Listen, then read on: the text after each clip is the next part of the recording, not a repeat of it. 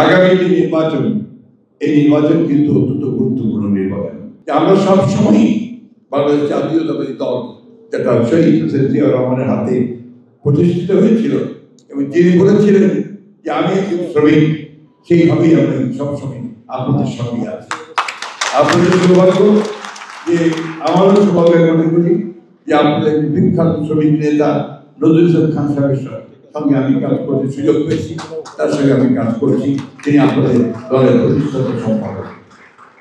এই জুলাই আন্দোলনে আপনাদের অনেকেই প্রাণ হারিয়েছেন, আমি তাদের প্রতি আমার গভীর শ্রদ্ধা নিবেদন করছি। এবং যারা জুলাই আন্দোলনে আমাদের যে সমস্ত ছেলেরা শহীদ হয়েছে তাদের প্রতি আমিও শ্রদ্ধা জানাচ্ছি। আমরা একটি কথাই বলতে চাই আপনাদের কাছে, আগামী যে নির্বাচন, এই নির্বাচন কিন্তু অত্যন্ত গুরুত্বপূর্ণ নির্বাচন। এই নির্বাচনের মাধ্যমেই আপনার নির্ধারিত হবে যে আপনি কি সত্যিকার অর্থে একটা উদারপন্থী গণতন্ত্রের দিকে যাবেন নাকি আবার অন্য দিকে চলে যাবেন। আমাদের একথা ভুললে চলবে না, 1971 সালে যে স্বাধীনতা যুদ্ধ আমরা করেছিলাম, সেই স্বাধীনতা যুদ্ধ ছিল কিন্তু আমাদের জাতির একটা নতুন জাতির সৃষ্টির আন্দোলন, একটা নতুন জাতির উদ্ভাবন হয়েছিল। এবং সেই 1971 সালের যুদ্ধকে আমাদের সবসময় মনে রাখতে হবে যে that is the basis of our existence. আরেকটি কথা বলে শেষ করব যে এই নির্বাচন যেন অনুষ্ঠিত হয়, সবাই যেন অংশগ্রহণ করে।